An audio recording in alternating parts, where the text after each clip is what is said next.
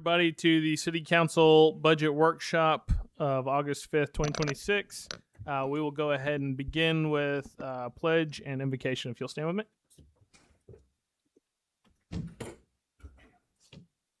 Allegiance to the flag of the United States of America and to the republic which stands one nation under God, indivisible, with liberty and justice for all. Lord, Heavenly Father, thank you for the people who are in this room tonight. Thank you, Lord, for all of the city workers and our endeavors that we put forth for the citizens of Lake City. And Lord, please help those at the dais make great decisions for both citizens now and in the future. In your name I pray. Amen. Amen. All right. Tonight, let's make sure that everybody speaks into the mic. But Ms. Sykes, will you please call the roll? Thank you. Present. Councilmember Harris. Present. Councilmember Young. Here. Councilmember Carter. Present. Mayor Walker. Present. City Manager Rosenthal. Here. City Attorney Martin. Here. Chief Butler. All right. Ladies and gentlemen, the Lake City Council has opened its public meeting, and since 1968, the City Code has prohibited any person from making personal, impertinent, or slanderous remarks or becoming boisterous while addressing the City Council. Yelling or making audible comments from the audience constitutes boisterous conduct. Such conduct will not be tolerated, and there is only one approved manner of addressing the City Council, and that's to be recognized and then speak from the podium. Failure to abide by the rules of decorum will result in removal from the meeting. Similarly to last night, we're going to go through our items, and then if there's any public participation at the end, we will have that come forth. And so now I will turn it over to you, Mr. Rosenthal and Ms. Taylor. Yep. Mr. Mayor, I have a question to ask on our procedure tonight. If it's all possible, I know we have Thursday already held as a overflow day. Mm-hmm. If the council agrees, I think it would be nice if we hit a hard stop at 8 tonight and had a 5-minute at 7. Everybody good at a hard stop at 8?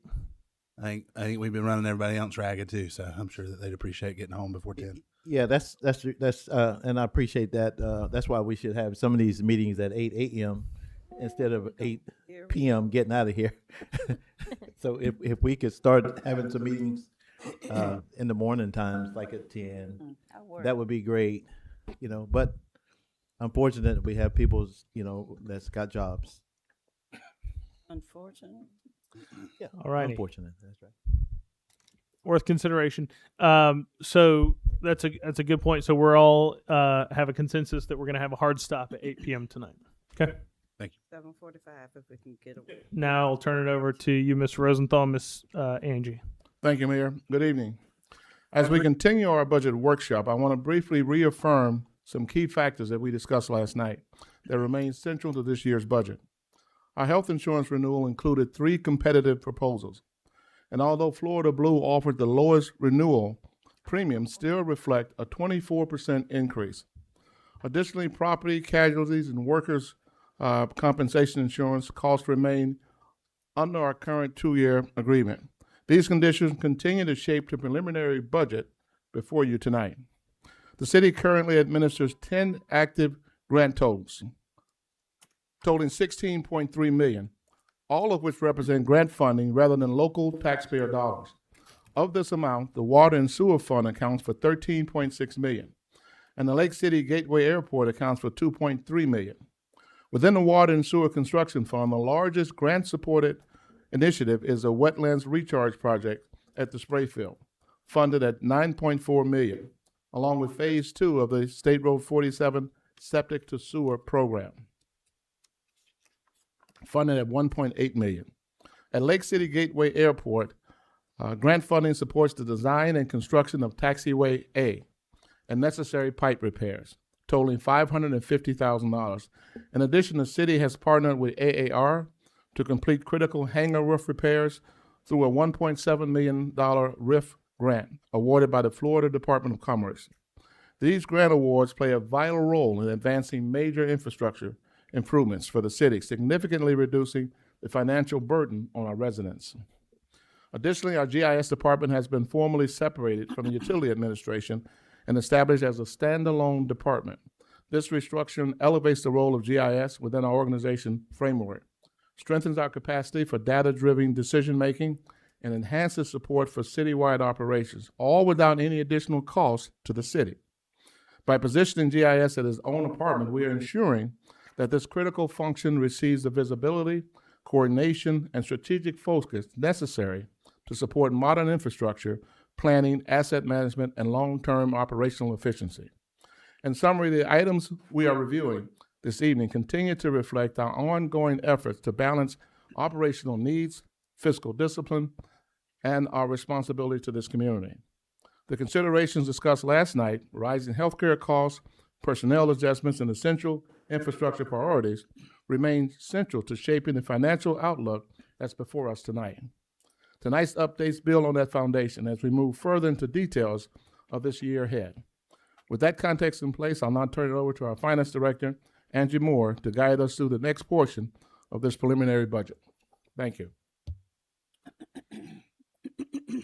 Good evening, council members and citizens of Lake City. Thank you for joining us for the second evening of the city's budget workshop. Tonight, we will continue our review by covering the remaining funds, including the proposed budget, included in the proposed budget. This will complete our walkthrough of the city's financial plan for the upcoming year and provide a comprehensive view of the resources, obligations, and operational needs across all areas of the organization. As noted last night, we are continuing our review of the city's proposed budget totaling $98,673,526, which represents or reflects a 14.5% increase over last year. It is important to reiterate that the council has chosen to adopt the rollback rate, resulting in a 0% increase to property taxes. And it's also opted out not to increase the fire assessment or water and sewer rates. As Mr. Rosenthal noted earlier, the city is currently managing 10 active grants totaling $16.3 million. All utility grants have been assigned to the 412 Fund, which is the Water Sewer Construction Fund, to standardize their administration and ensure alignment with established grant tracking protocols, mirroring the procedures currently employed with the 341 Airport Construction Fund. As a result of this reassignment, the 410 Water Sewer Fund reflects a corresponding reduction, while the 412 Water Sewer Construction Fund shows an increase of $12.5 million. Now, I want to emphasize once again that these workshops are the time for the council to be fully engaged with the budget. This is where you take a close look at every section, identify what needs to be adjusted, and work through any questions or concerns that you may have. The goal is to address the issues now rather than waiting to the final hearing so we avoid last-minute changes.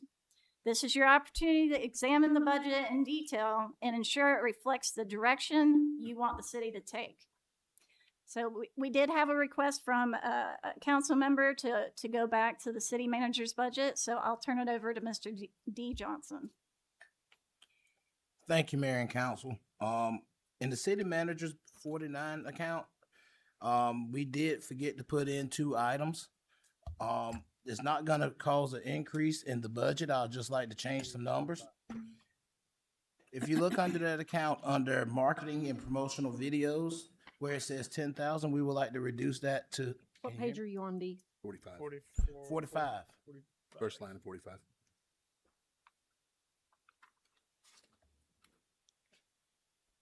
You good, Ms. Sykes? Yeah, thank All right.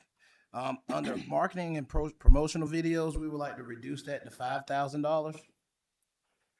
We would like to eliminate the trunk or treat for $1,000. Take that $6,000 and split it into 2 events. The MLK brunch and something for Black History Month. Each item would be $3,000, and the total will still remain $86,000.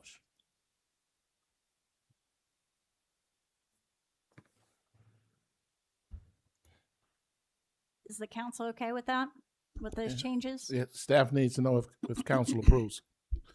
It's fine. Is the MLK brunch and the Black History brunch, they're the same, or those are 2 separate We things? had 2 separate. In the same month? No, Black one's History in Month's in January. February. Martin Luther King brunch is on January. Sunday before the actual holiday. January. I'm sorry. Mr. Jernigan's saying yes. Miss Tammy, fine with that? Everybody agree? Okay. That's fine. It's great. Yeah, I think we're all fine with it. Okay. Okay. All right. Next, I'll introduce our Growth Management Director, Mr. Scott Thomason, and he will present his Growth Management Department. I had a question. Do we? It was late, but I don't think we did garbage services before, and I think that I comes. tried to sneak that one in there. It was no changes. If you feel free to discuss, but there no changes from Okay. last year. All right. I just wanted to know if there was any. All right. Thanks. Good evening. Not to cut you off, but That's okay. I want to That's make sure okay. that we were prepared for you. I have children. I'm used to being cut off. All right. So we were able to decrease the budget a little bit. If you look down the operating expenses, most of our line items we were able to reduce. There's some that we could not. We have one that's our mobility cost. We're under contract with the vendor for that. We're trying to wrap up as much as we can this year. Some of it may have to be carried over next year. We're going to have to pay this year or next year, one or the other, but we have to make sure we have the funds available to do that. Also, we have under professional services, we have foreclosure attorneys. We've got our foreclosure program starting to ramp up. That will be paying for itself. As we acquire these properties, we'll be able to clear them, clean them, and resell them.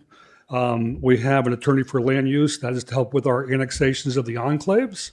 As we acquire these properties or bring them into the city, annex them in, that's going to increase our tax base. So that will be paid for itself.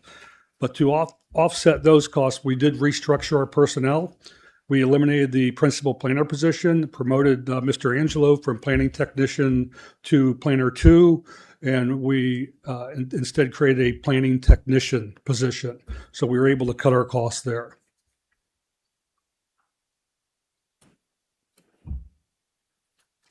Does anyone have questions about growth management? All right, next. Mr. Jernigan has a question. Okay. Yes, I have a question. Those foreclosure or land use, on the foreclosures, you usually sell the property back once you demolish it or whatever. Do you sell it back? Do we get that money back, or do you like offset it? The intention is that we will sell it and use that to offset the cost of obtaining the property. Okay. Would you make more, or would you make less off of that property? It really is dependent. A lot of the properties have liens on them that are quite a bit. Yes. We're not going to get that. We've worked with the owners and tried to get them to clean the property, to take care of the liens. We have a lien forgiveness program. Some of them just aren't taking advantage of it. So we don't have another option except to foreclose on it.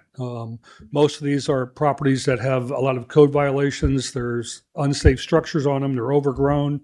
And they really are a blight on the community. And Councilman, if I can interrupt it, whatever we do with the property is extremely theoretical since we haven't went through the entire process with any property yet.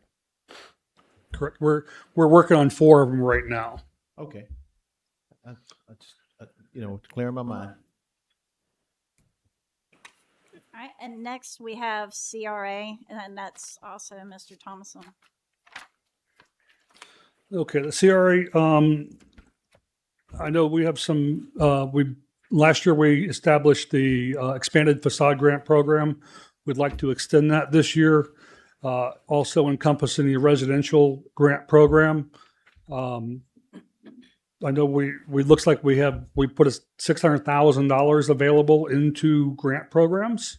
And we also have $600,000 set aside for infrastructure programs that could be used for various things throughout the CRA districts, replacing sidewalks, park equipment, various items. Those items would be up to the CRA board. And I might add that we were adding a CRA specialist. Correct. We'd like to get a CRA specialist to help with these programs. So that's what we're asking as well. I gotta fix that. Ms. Young.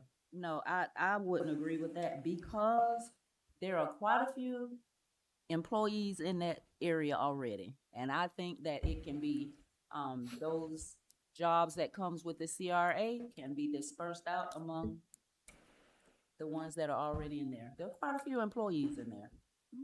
The CRA has no employees right now. I know, but we do. Yes, sir, Mr. Carter. Ms. Young, would you clarify what you're talking about? How many employees are in your office? Growth Management has 8 employees. We have 2 code enforcement officers, 2 permit techs, a planning technician, a planner 2, residential building inspector, and myself. 2 permit techs? That's correct.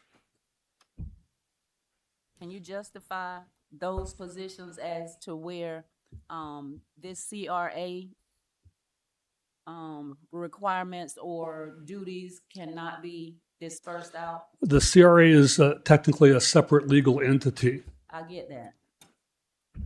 Would it be a contractor or would it be a new employee of the It would city? be a new employee. Mr. Carter? Full-time, part-time? It would be full-time. What's the pay grade? And it would be paid out of CRA funds. Ms. What would be the pay grade? Right now, we currently have a salary of 47,000 in there. So would it not be feasible to use an employee and we pay half the salary and CRA pay half the salary? That's cutting our costs there. So We could try to do that if you'd like. Right now, I know staff maintains a pretty busy schedule. no, I'd be in there too much. Might be why they're so busy. Mr. Carter? At a rate of 47,000, what kind of educational qualifications are required for this position? And do we already have someone in mind, or is it hoping to get approved here and then we're going to? We're hoping to get it approved here. We did create a job description. I do not have it with me. Okay. But we do have a job description that they do have some level of governmental experience, college degree, among other things. So to be clear, what I'm asking is there some sort of a CRA specialist certification or? There are not. Previously, we had a CRA executive director that was actually costing a lot more money than this would be costing. Yes, ma'am, Ms. Young. Whomever comes in has to be trained. Regardless of who you hire, they have to be trained. We are looking for someone that has CRA experience. They have to be trained. Regardless of who comes in a position, they're going to have to be trained. And we have employees already whom can be trained in CRA and share the burden of the salary with CRA and Mr. city. Carter and then Ms. Harris. I would say we've been putting a lot of effort this year into refocusing in our efforts and making the CRA a successful and actively engaging in it. For me, I would take staff recommendation here. I mean, we can try it. We can try it. You know, I don't know that we necessarily have to say we're trying it for a year or something like that. But if it isn't producing, I figure we would probably know within the next year or two if it's an effective role, if it's doing something for the CRA. Correct. I think the first year we're going to know if it's effective. Yeah. Ms. Harris. I would have felt better if I knew exactly what we're paying $47,000. They would be running all the programs, which would also include outreach within the CRA, things that currently staff doesn't have time for. And there are 3 of us working on the CRA, just the commercial grant program right now. Okay, so you would have one person doing commercial as well as, you know, We would have one person that's dedicated to CRA specifically. you said commercial, but we have some, Residential. They would be running every program. They'd be doing everything. They'd be that doing one all of person it. Would be doing all of it? Mhm. Yes. Yeah, he need to be by himself. A lot of work. I would I would lean towards staff recommendation on this too. Mr. Jernigan? Yeah. Yes. If it's this is a need, it's not a want. Am I correct? That's correct. And yes, I would definitely go with your recommendation. And I heard you say we should know some type of results within a year or so. Definitely. Okay. Yes, sir, Mr. Carter. Just checking. So if approved at this stage, would the goal be to begin the process for seeking someone out, hopefully hire by October 1st and get the ball rolling as fast as possible on that? Yes, sir. And getting all the, because it sounds like right now there's some of this aspect that a lot of you are just taking little pieces of and trying to kind of spread out among you. We're juggling in between our normal job duties. Sure. Yes, ma'am. You give me another opportunity? Well, yeah. Well, I If you, didn't if ask you, for if it. you, oh, I thought. I surely accept it. So if I take small indications, because if you put your finger up or you indicate that you want to speak, you lean forward. I have to. I have to lean. I have to read body language up here most of the time. So just doing my best. When I see a lot of relaxation going on in the office, and when I'm hearing from the constituents, the citizens who complain that when they walk into the office, they're not getting helped, that doesn't tell me that that's a busy office. Maybe busy bodies, but that doesn't tell me that that's a busy office. That tells me that there's some, if the work is going, unless the work is going slack, which it could possibly be, but you have to fulfill your daily operation duties fully for me to say another person to come into, another employee to be hired into a position. Because what that says to me is just another person who come in and fall into the same rut. We don't get praises, and I'm just being real. We don't get praises from that office. Ms. Young, I would disagree. We have a survey, a customer service survey You will. that we ask people to fill out, and we take that very seriously. As a matter of fact, we recently just got praise from a permit runner who deals with us on a very normal basis. And she said that we are by far the best building department she works with. Okay. Thank you, Ms. Young. Mr. Carter. I would just say a couple of things. One, especially this past year. So I've been in this position for about 2.5 years. This past year, I've gotten quite a few compliments on the smoothing out of the process. Also, there's a degree of it's your job to make sure that your staff is working and getting their job done. It's his job to make sure you're doing it. And so I mean, none of us are in that building enough to be, in my opinion, we're not the supervisors of those employees. We're just not. So, if you're suggesting this is a necessary position in order for this CRA that we're trying to make thrive, then I say we do it for a year. We see how it goes. You may feel differently about this in a year, but at this point, running that office is not our job. Let me say this. It may not be your job, but it's for you to oversee to make sure that it's done properly. And you brought in Mr. Rosenthal, so let me touch on that.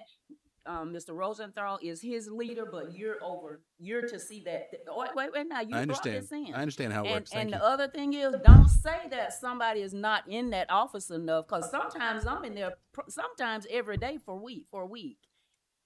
So I'm in there a lot, and not only that, I get the complaints from the customers. Customer service, when you first walk in that office, those are the ones who keep that customer service up to par. I'm just being real. I'm telling you what the citizens want me to say because they're saying. Mr. Jernigan. Oh no, I gave a sign. Yeah. Okay, well I'll speak on it. Okay. All right. So just no. Let's clear it up for me, because I'm not going to take any more nods or finger flexes as wanting to speak anymore. Put your pin up if you want to speak from now on. That's what we're going to do. I'll speak. I ain't using no I don't want you to take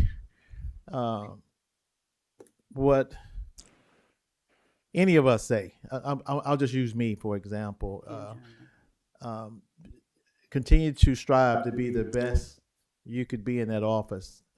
All you have to do is impress Mr. Rosenthal, and Mr. Rosenthal has got to impress us. So just make sure whatever's going on in there, you impress Mr. Rosenthal.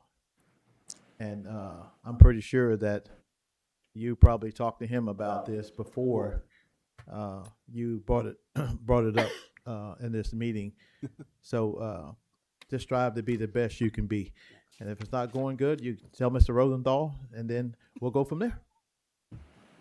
Yes, sir. Thank you. Ms. Harris. Well, I can say this. When I first got into office, there was a lot of chatter about how people were in the office. And I think I did speak with you about that. But what I can say, in the last year, I haven't gotten any bad reports about your office. And this from people across the line. So I say hats off to you. No news is good news. Thank you. My comments would be, if you drive around the city, you see development is happening everywhere. And the growth has to be managed by the growth management team. You guys have a lot of code enforcement that you're working on. It's a busy department. So I think there's at least 4 council members that support that position. Yes, ma'am. But I can say, I'd be mad at you more than I'd be with your customers on the inside. That's okay. Yeah, I mean, you don't have to run into two, but that was me and you. But as far as your staff is concerned, I think your staff is, I will let them know that you're happy with them, but mad at me. That's okay. yeah. That's No, what I get paid it's for. not okay. Ms. Young. No, I'll just forward them to you all this time. Perfect. Don't break the sunshine though. Miss Angie. Does anyone have any further questions?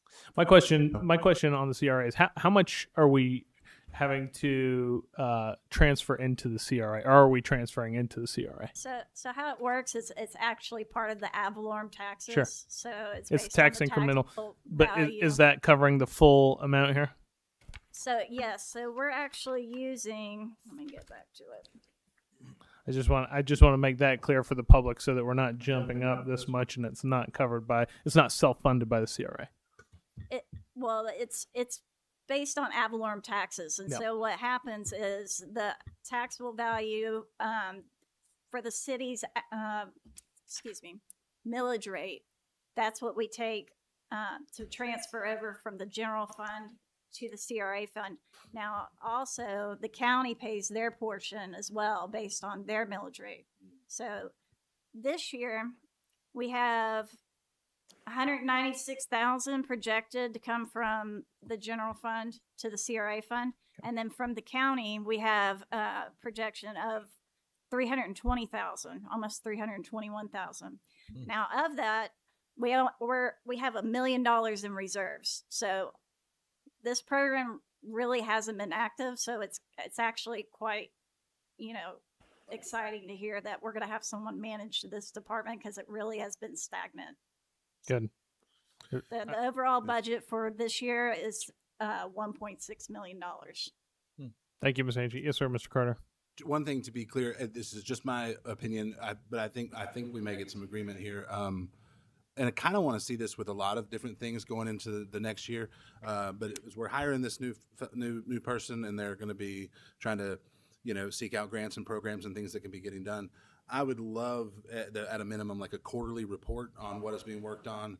They can come out here, talk to us about what they're working on, what they've gotten done. Because obviously, if this is going well, we should be seeing it, right? You know what I mean? We should be seeing, boots on the ground. And, I've been told a lot of people want some trees back. I don't know about that, but maybe we can get a tree grant. I don't know. I would like to know how this is going on a regular basis, whether it's from you, that person, or Mr. Rosenthal, but want to kind of keep it for us and also for the public who are watching.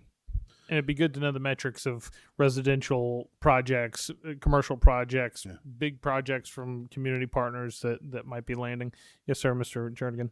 And you say that would be like a quarterly report or every month, maybe? Monthly, quarterly. I'm not bullish on which way, but just something regular.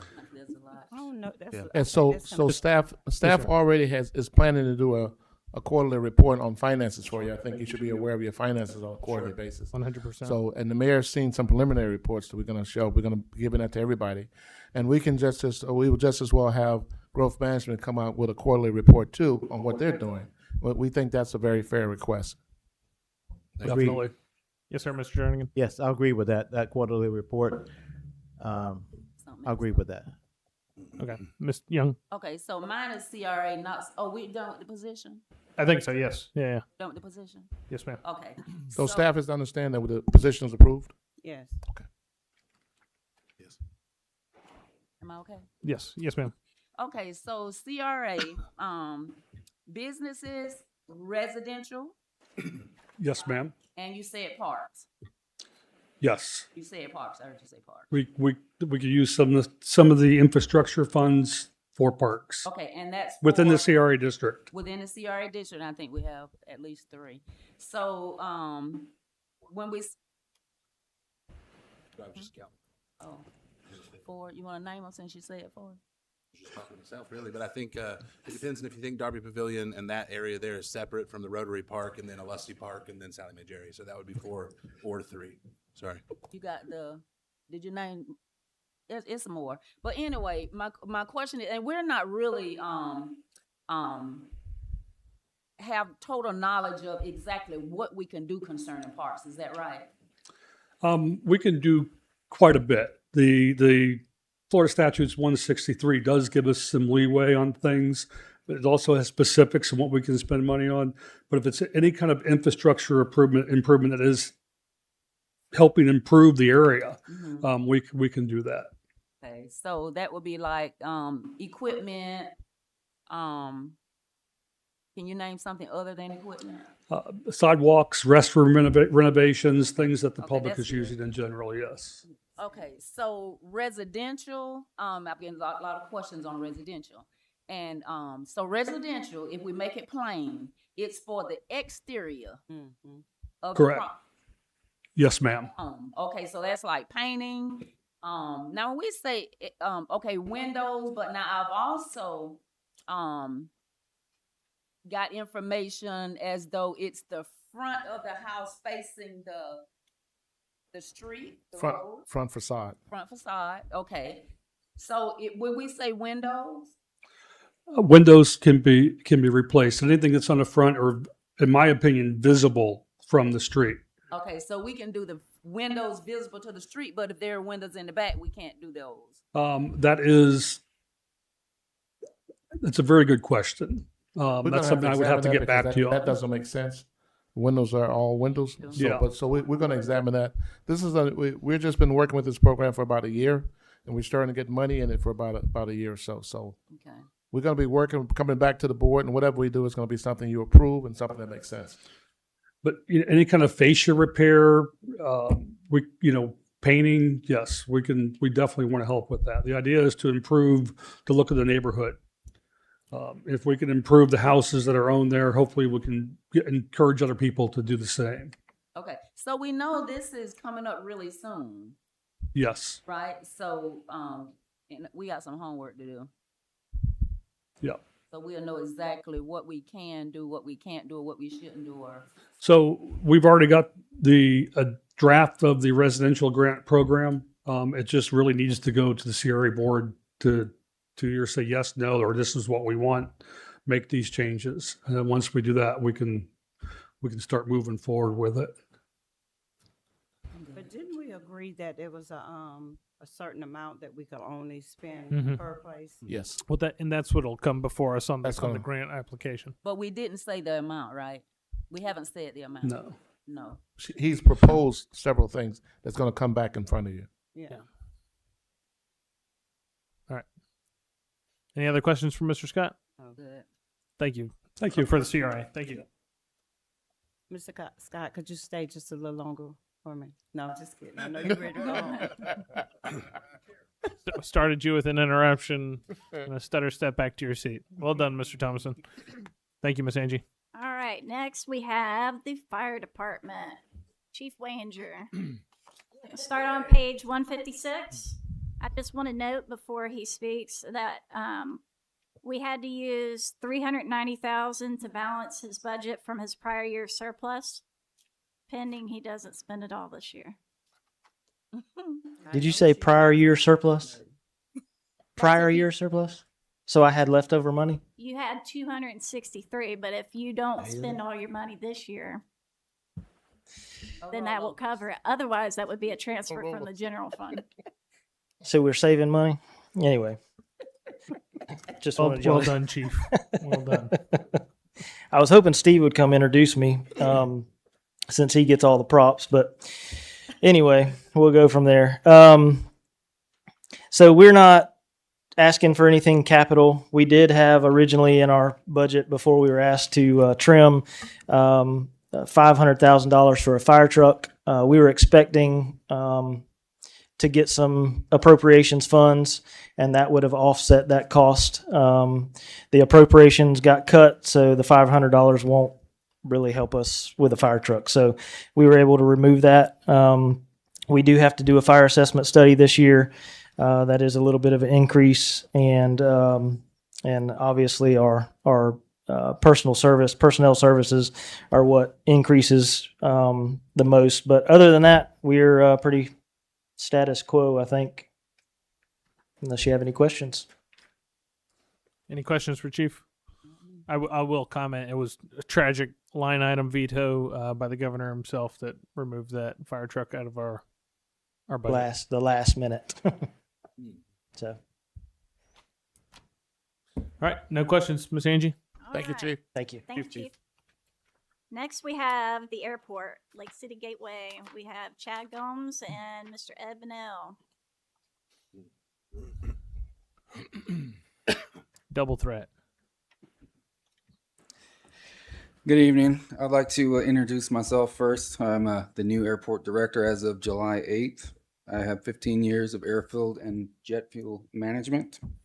I'm just getting involved in this budget and educating myself. I'm thankful to have amazing airport staff and city management working with me during the process, and I look forward to continuing to make the airport a better place and increasing the economic output for the great community of Lake City as well as Florida.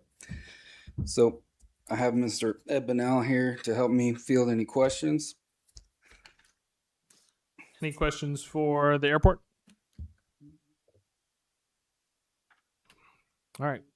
I don't think so. Thank you guys very much. Thank you. Looking forward to watching that airport grow and do big things. If you guys would like to stay Continue. up for the airport construction fund, we can go knock that out. So if you'll flip to page 193, 192, 192, 93.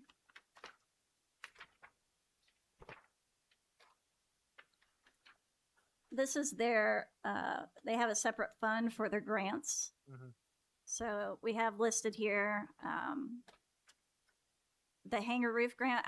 I help the airport whenever with this particular fund. That's why I'm kind of announcing it. But if you have any detailed questions about the project itself, then they can help you.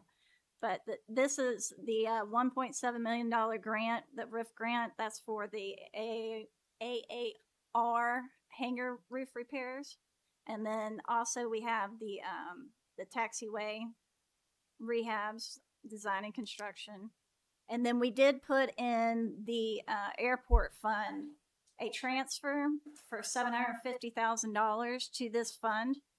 That way, if any grants become available, the match is now, I believe, what, 20%? 20%. For FDOT.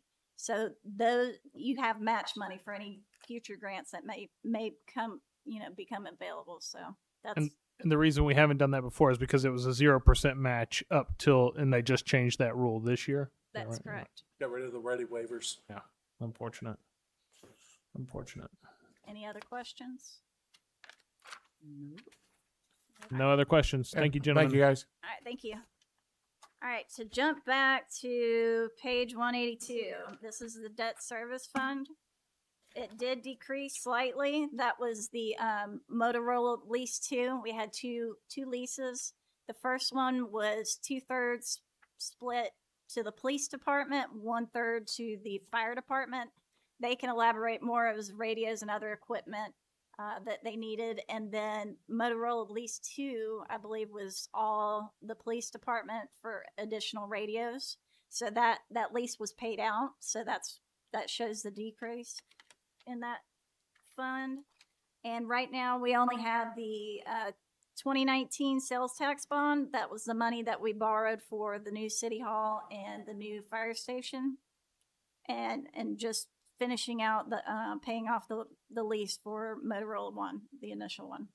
So that's all we have in the debt service fund. Does anyone have any questions about What that? did you say about the new city hall? So we borrowed money in 2019, right before COVID, to build a new city hall and to build the fire station.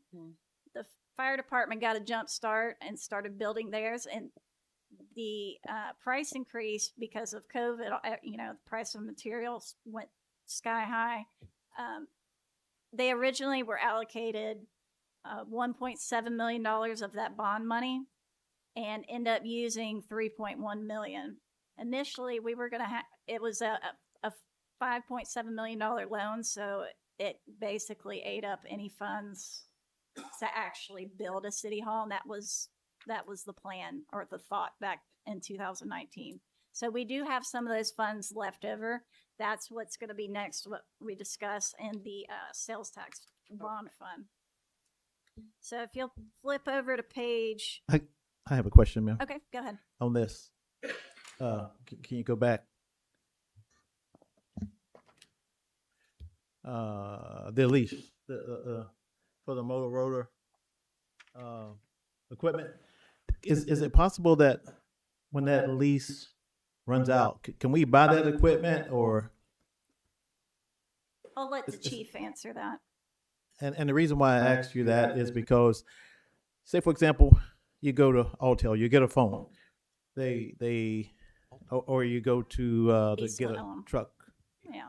a car or something, you lease it, and then you can also buy it back at the end. Mhm. So I'm just wondering, can you buy these? At the end of the lease, the equipment is a property of the city. Okay. The mobiles, which are in the cars and in the fire trucks, and the portables, which are on the hips of the officers and the firefighters, at least the ones in the cars, they should last. The portables are getting toward end of life. They have 6 to 7 year lifespans. The fire department, and I don't want to talk for the fire chief, but theirs have to be, I think is what, intrinsically safe because of spark. So I know he needs to replace his more often. But my plan is, unless I can't get replacement parts for the police radios, I'll just keep them until I need to replace them because they're no longer functional. This is also part of when we did the dispatch center at the public safety building. Since then, we've migrated over to the Columbia County Center. We still own the equipment that's at the PD, but because when we did the project, it would have been too involved to try and separate that equipment so the county could take it over. And plus Motorola being Motorola, they're going to try and beat us up for the costs. So the plan was, back when it's over, we will turn over that equipment to the county. They will then be responsible as the backup PSAP to maintain all that equipment, and the city will have no responsibility to maintain that equipment. Thank you, Chief. You're welcome. Thank you, Mr. Jernigan. All right. Next, we have the sales tax bond fund. That's the 2019 sales tax bond that we were just discussing. That's on page 186. So if you look at the revenue account numbers, what's left over of that bond money, it does accrue interest. So right now, it's 1.7 million is what's left over of that bond money that we borrowed. We need to spend that. We were supposed to, per the bond covenants, we were supposed to spend that within 3 years. We haven't done that. So this is, I know we're 6-7 years down the road, but this money really does need to be spent as soon as possible. But we're also using the rest of our ARPA money to transfer. That ARPA money was in the general fund.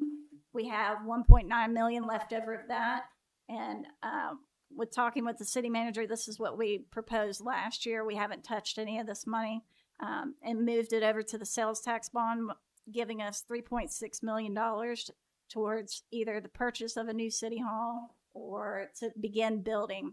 Now, if you remember, we did pass a resolution that we could go and borrow money at a later point, up to $10 million. I know that's not really the desire of the council, but if we did spend this money and had to borrow more money, the bond would reimburse us for the money spent in this fund. So, does anybody have any questions about the sales tax bond fund? I had a question on this because I think that I asked the question last year and I can't remember the answer.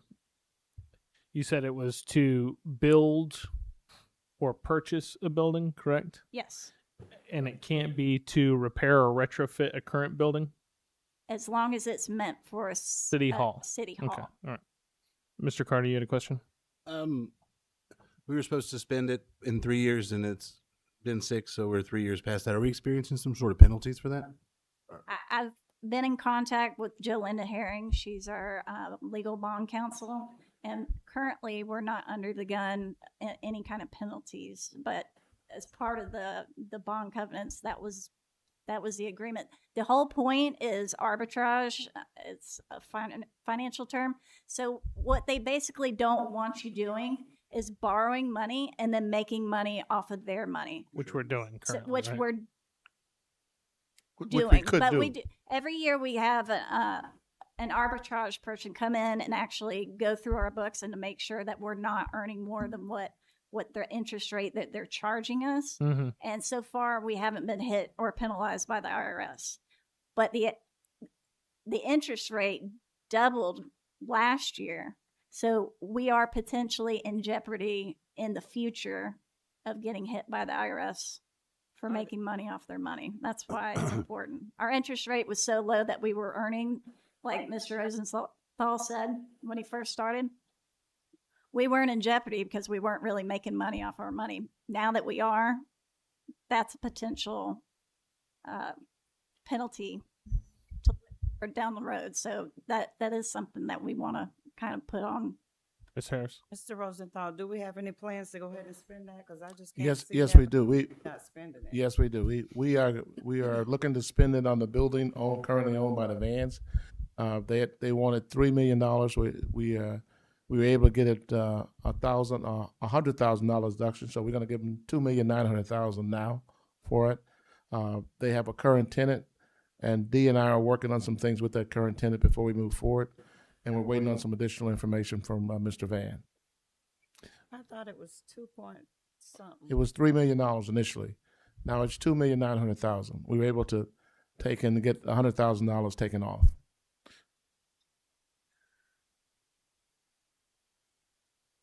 I don't remember that number. I thought it was 2 point something million. That was what they were. Oh, originally, when we first started the process, it was $2 million and something.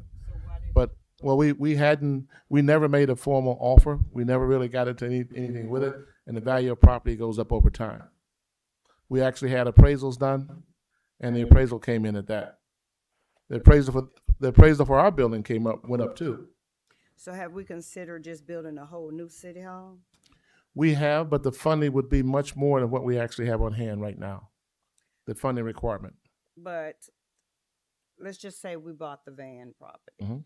And have we had someone to go in there to check to see what all problems they have and all of that? We've had an engineer to go over there to look at the property. The property's in better shape than the building we're in right now. We would also have an opportunity to build a parking garage on the lot across from the police department with an evidence storage room.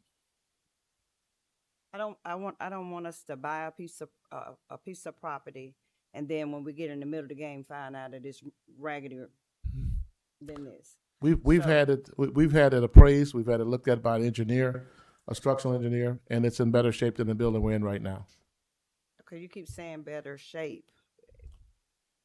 If we take our chances with a building that is already built and we get in there and find out some other stuff is going on with it, I think that we should probably think about having our own building built versus getting that. And it's not, we get it and find out that there's several things wrong with it. Well, prior to making a, Building, I've been there, I know ever since I was a little girl, and I'm not that old.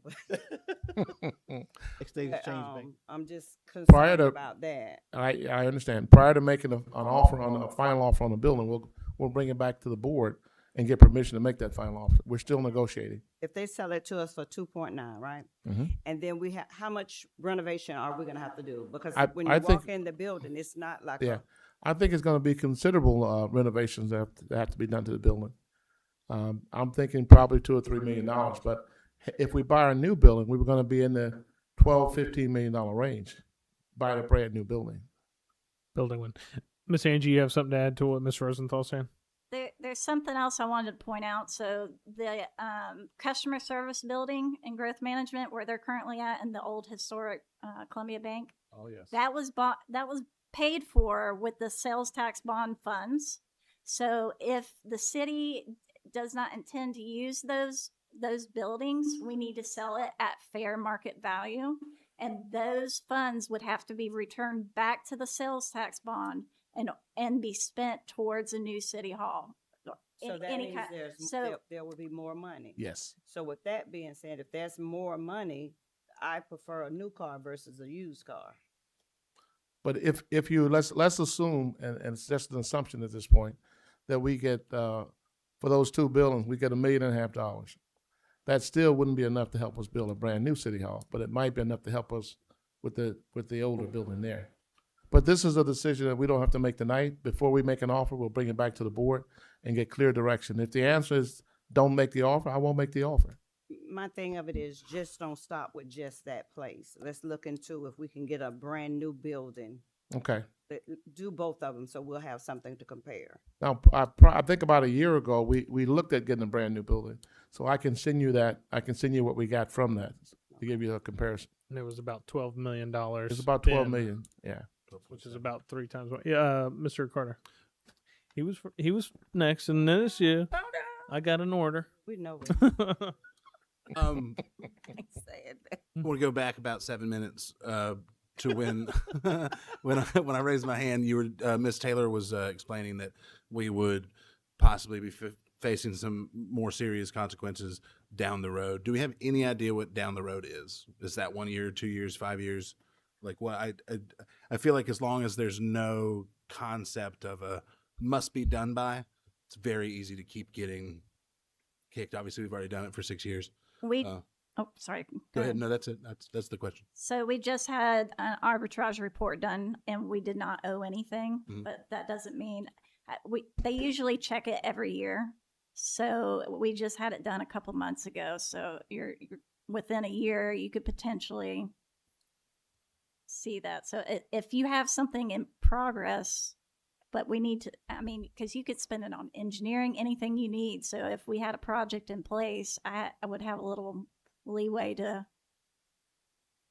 work with them. They don't really want to penalize local governments, but Sure. the idea is for us to not intentionally be making money off their money. Sure. Okay. So then just a good way of looking at it is we probably ought to come up with a plan this year. Yes. Sure. Thank you. Absolutely. Ms. Young. Yeah, the part that really confuses me is, first of all, we never decided whether we're gonna go for a new city hall or purchase the building over there.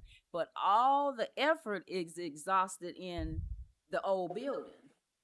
And it seems to me, it almost sounds like administration has made up mind about purchasing a building that's already built. And that concerns me. I didn't get a number as to how much a new building was. I think that was a year ago. I got a roundabout. So I don't think we put enough effort into actually finding out how much it will cost us for a new city hall. Look at where would we build a new city hall, and we weigh it out. You can't weigh out if it's one-sided. Everything is put into the old building, purchasing this building, and I just don't think it's right. I think we owe it to balance it out, get a cost on both. Get a cost on get a cost on both. Bring us information, not one-sided. Bring us information on both sides, give us enough data that we can look at it and make a determination as what would be best in interest for the city in a new city hall. And if we have a brand new city hall, even though we have to pay more for it, we have our very own city hall, brand new, but we designed. And you go over here, you're talking about a whole nother garage, you're talking about millions more dollars. So I think we need to put more effort into both sides of the decision. I'm going with So to answer staff, the part about staff doing their own thing, we had a discussion where we gave them consensus to approach the owner of that building and make an offer and begin negotiations. I understand that. Concurrent with that, there was something in one of our agendas that had 3 different city hall plans, the least of which was just under $10 million. And that was building out at the old Columbia Bank building. One of them was completely tearing it down and building a single-story building, which I think was $11 million, and then the most expensive one. So it was like a good, better, best.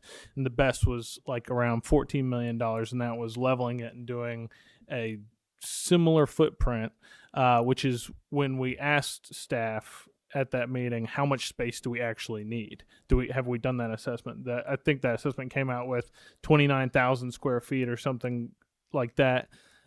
In the building, we then asked them, are there any buildings that we're looking at, and do you have recommendations? They said, well, there is a building that's around 35,000 square feet or so, and that they asked us for consensus to approach them about, and that's where that building came into play. Yes, ma'am. So, Mayor, what I would ask is that bring us both sides of the scale. Bring us information from both sides. We can do that. And let us look at it on paper, not word of mouth, on paper. Sure. And let us examine that and see where we find ourselves. So formalizing the plan with the other building. All right. Yes, sir, Mr. Yeah, Rosenthal. we can actually do that. The first thing we did was for the new construction. That's what we looked at first. We can bring that back. We can make sure that all the council people get a copy of that and get a copy of where we are right now with the negotiations. Quick question on the funds for what a new city. How much would our tax bond be? Let's say we sold our buildings, we had this all together. What do we have an estimate of how much money we would have to work with?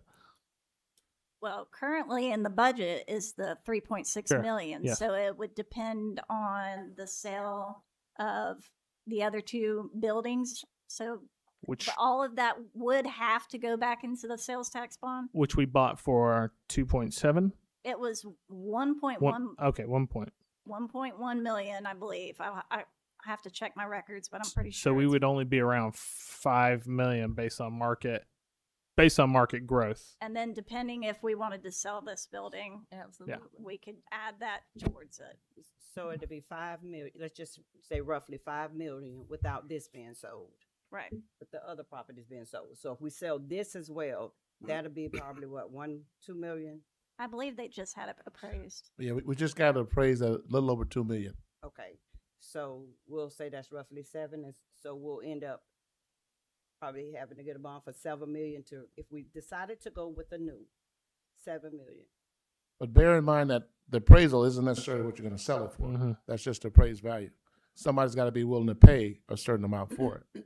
Or it could be more. But that just gives us an idea, like you were just outlining. Okay, Yep, Mr. Jernigan. I'm going with no. I know the Exchange Bank has been around a long time, and that is a pretty nice bank on the inside and outside, and with the pillars out front, it make it look even better.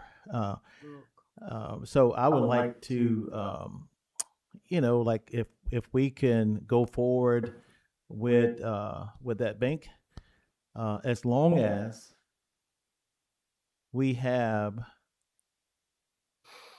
we don't spend, we don't get out there and spend more money. Like for example, if we're gonna get a new city hall and we got to spend $10 million to get a new city hall. We go to this bank, and I mean not the bank, but the Vans carpet over here. That is still the bank, and we end up spending $10 million in that bank to renovate it, to get it up to the standards that we wanted or needed or whatever. A new city, we might as well get a new city hall. If that's the case, now if we can go in there, we $2.9 million. Oh wait, 2.9, right? Yeah, 2.9, and we have to spend a couple of million, and then we can save the citizens or a little bit of money, spending 5 versus 10, 12, 14 million dollars. I think we should really look into that really hard. However, just like the council, Vice Mayor Young, she wanted, you bring it, let us all see it, and we make a decision. I think that would be the best option there. Data driven. Yeah, I agree. Anybody else? Sometimes because stuff is cheaper does not make it better. You're looking for the longevity in whatever you get. All right. What's Carter Yes, going to sir. say? I don't know, but that animation Well- you got going on there is incredible. Yes, sir, Mr. Carter. Well, I'll explain my animation if you'd like. I don't want you to. That's okay. I Too don't late. need you to. A whole lot of what was just asked for was given to us very clearly months ago. Secondly, if we decide to spend $14 million on a city hall after we've just made the entire city cut their budgets, and after we just took 14 road repavings out of the budget, I would expect to see this building or whatever building surrounded by pitchforks.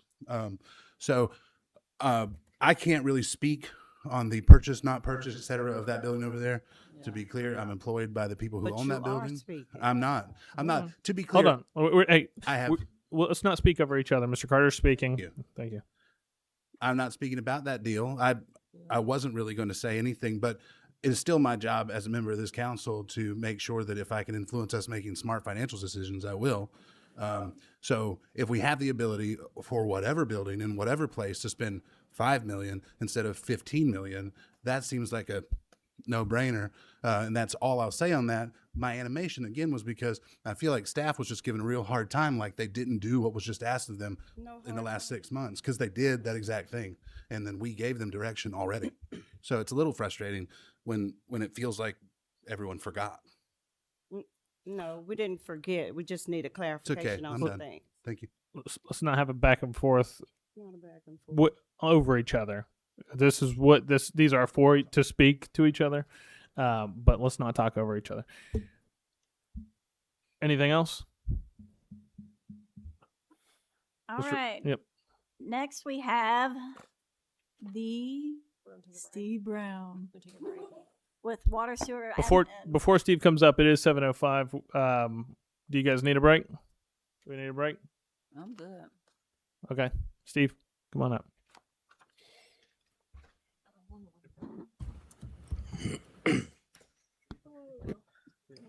Our water sewer UT admin budget. It's our big budget that kind of goes over all of our departments. Is where we keep money for.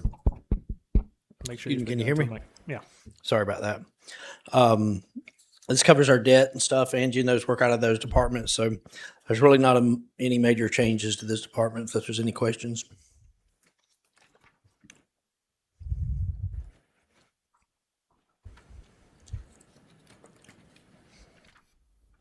I Yep, might yes, ma'am. add that this department used to have GIS in it. So if you look at the changes, the percent changes, that's because Jason's GIS SCADA department is now its own department. So that's why it might look a little funny in the book, but there's really no change to either department. We just split them out. Thank you. Right. Oh, we do have a question for you, Mr. Jernigan. We didn't have any. We didn't save. We stayed at the same level. Yes, sir. Thank you so much. Just wanted to make sure that everybody knew that when you stay at the same level or something with everything going up the way it is and the services, that's just amazing by itself. Thank you. Thank you, Mr. Jernigan. All right. Up next, we have customer service with Miss Katrina Medeiros.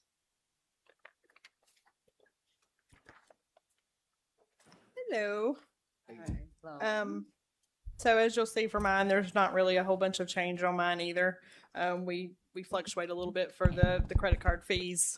That way, just in case we have a lot more people that's using those, so we account for those every year. Is there? I have a for public interface. Are there any motions forward on ease of use for public interface? And I don't really know that it's so much your department as it is with like growth management and some of those others, but it's all customer service to me, right? So can you or IT speak to how that project was going? Because I know that we were looking at higher rollout of technological public interface last year and it got shelved. Yeah, I don't know I know the projects that we're working on, but that would be Jason probably, if he's working on Sorry any to of that. call that out of the blue. Just like signing up for a new account and stuff like that, because they have to come in right now, right? So yeah, that's still going through IT. Okay. So right now we're working on the EPL project. That's the Enterprise Permitting Licensing. That's the first thing we're doing. We're switching everything to that program. Speaking of the mic. So that will be, that's actually going through that process right now. Right now we're looking to go live with that in January. Okay. Some of the tap and impact processes currently is all on paper spreadsheets. Mhm. That will be actually rolled into that process as well. As far as the customer service stuff, applications, we can start doing some of that stuff through our website, hopefully going forward. But yeah, we are actually moving forward on that. Very good. I think that would be a huge, huge customer improvement. Yeah, thank you. I don't know, my brain just went blank. It happens, folks. Anyone else have any questions? I don't have a question, Mayor, if it's okay. I have Yes, a ma'am. compliment. Yeah, absolutely. I'm looking at this. We have pictures here in these different departments, and I'm actually looking at the picture of your team. Yes, ma'am. And this is exactly what you get when you walk in that customer service office. Do you see the eagerness, the energetic smiles? This is what you get when you walk in that door every time. I appreciate that. And I get compliments, and I appreciate you and your team. And I think this falls under Mr. Brown as well. I really appreciate that, and I'm serious. When you walk in there, it's just so bright, so Thank you. and I love it. I appreciate that. Thank you, and I'll pass that along. Yeah, great picture. You should post it in your office. We've got them all up in there somewhere. Thank you. All right. Up next, we have the water treatment plant with Mr. Mike Osborne.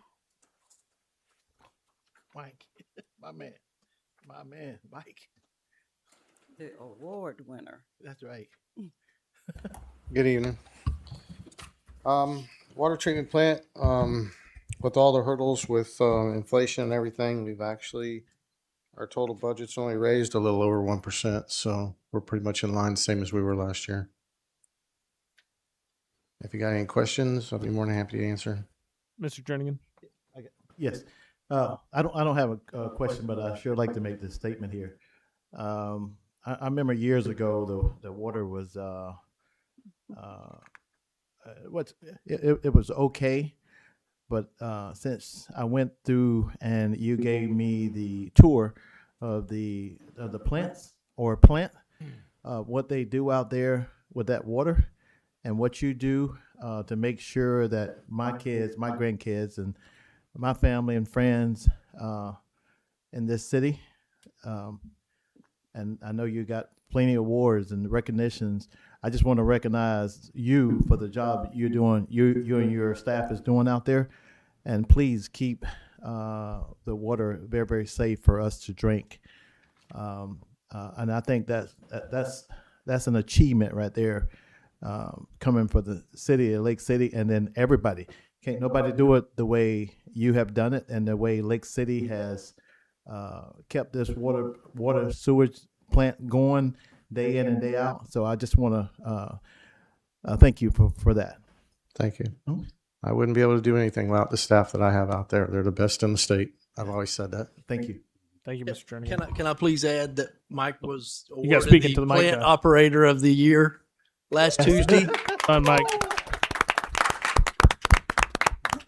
Ricardo, you had a question? I was just going to say the same thing Mr. Jernigan did. I know we won a couple new awards this year. You guys do great, and it's no, obviously nothing against any other departments in the city, but walking through you guys' stuff, it's so pristine, it's so well maintained, and anybody else I've talked to who's seen it says the same stuff. So you just keep up the great Thank work. you.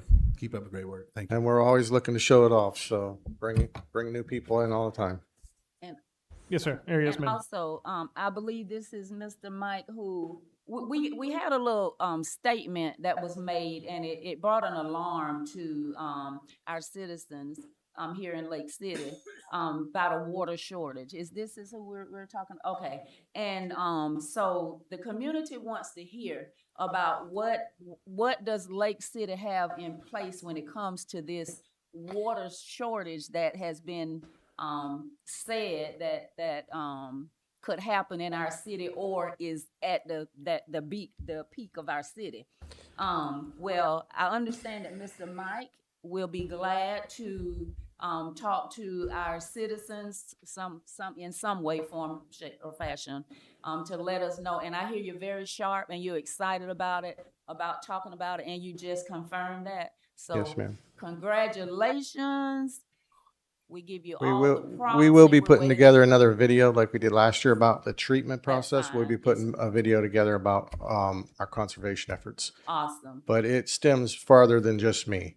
Absolutely. Cody Pridgeon and wastewater. Yes. He's got a lot to do with that too, because the water that we produce, that he receives, he cleans up good enough to put back into that aquifer so that we make sure the citizens will never run out of water. And there's no reason for us to be alarmed. Is that right? No, ma'am. Woo, great team. Fantastic. Thank you. Thank you, Mike. Thank you, Mr. Osborne. All right. Up next, for the next three departments, so that will be the wastewater treatment plant. That's St. Margaret's and Kicklighter. Then we have the North Florida Mega Industrial Wastewater Treatment Plant. That was separate due to the agreement with the county. We probably could consider combining that in all one department.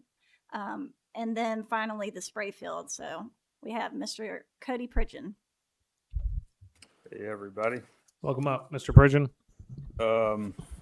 You'll see in the wastewater budget that the operating expense pretty much stayed the same.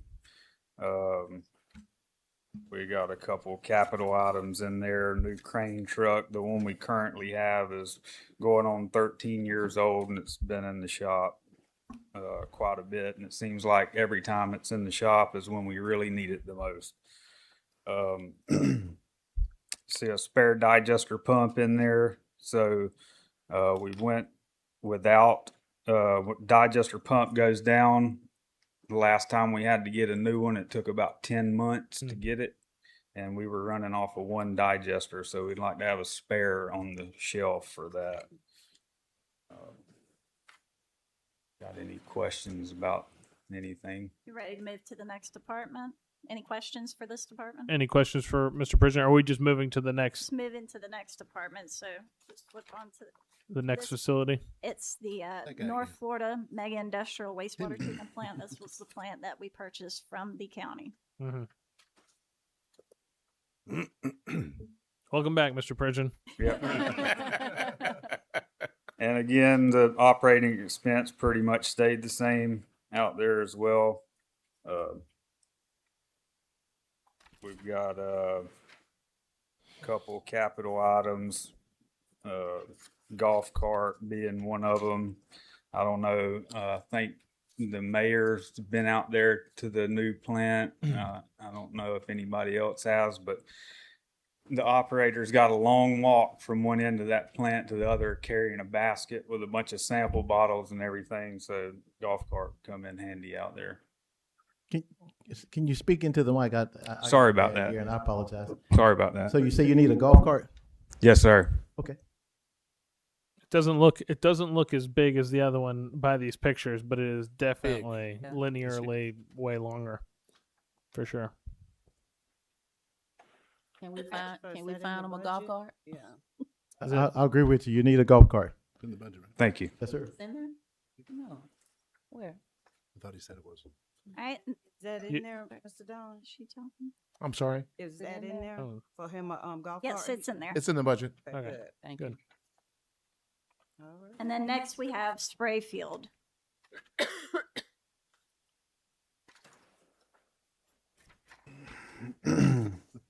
Once again, operating expenses pretty well stayed the same. We only have one capital item in there, paying off one of our lease trucks, and then that'll be the last rental at the spray field. We'll own all of them after we pay this one off. It's only $1,900 to pay it off.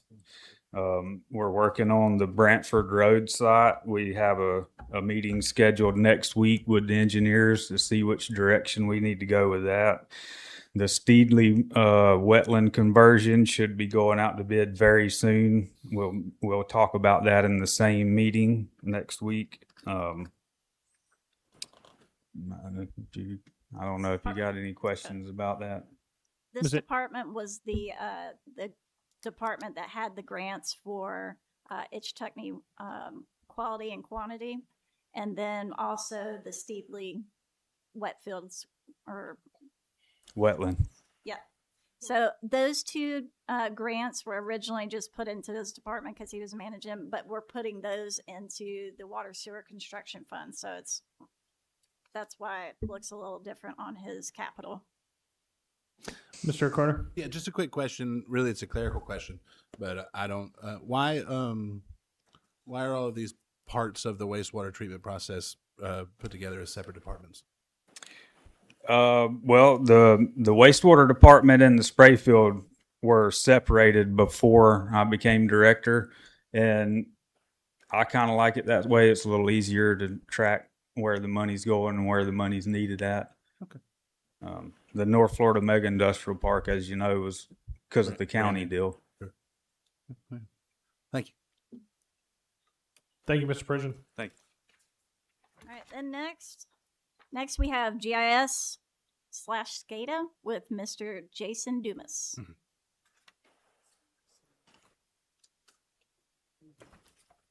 Come on, Jason. Hello. So in our budget, I know you can't really see everything. It says 100%, so it does look a little misleading. But we did cut some money on our 49 account. We saved about 40% this year, and we cut our operating supplies about 18%. Awesome. One thing I do want to bring you guys' attention as you're talking about just citizen engagement. We are currently working on asset management software. We're rolling it out with Public Works first, and we're actually including it with that as citizen engagement tool where customers can report things happening out in the community, and we can actually track those and respond to them quicker. Can they see? So I think this will be an awesome tool where they can see projects that have how it looked before, how it was fixed. Will they be able to see those like a year-to-date project? You'll see it live as we do things. One of the things you're talking about on our website now is like story maps. Mm-hmm. We did the 47 I-75 extension. You can kind of follow that project along. Same with the fire station that got built. A lot of people like seeing how the process was going, and as we get updates, we add those to it. I think Wind Lake project's in there right now as well. So as we get updates, Mr. Johnson provides us information on those. We kind of keep updating the community through that. Absolutely. Very good. Very good. Any questions for Mr. Dumas? Thank you, Jason. Thanks. Thank you. Okay. And the last department in the 410 Water Sewer Fund, we have Mr. Brian Scott in Distribution and Collections.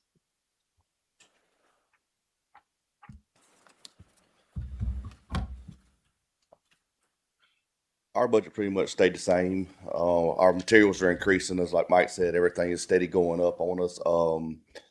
We acquired several new lift stations, and the biggest thing is, like I said, just the materials are going on up on us. And this year we have changed out over 1,200 meters to make so we can get the reeds back and get them going.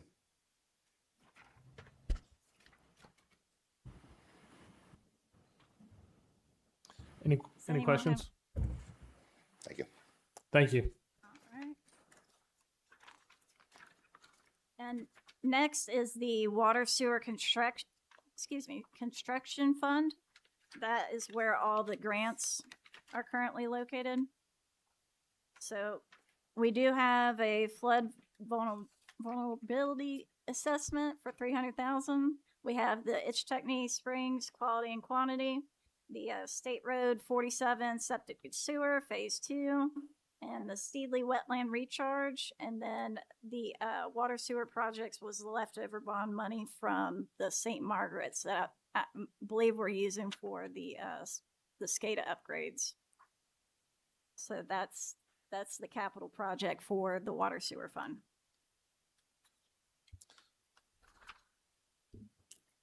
And then if you go on to the next, it's the impact fee trust fund. This is for water and sewer.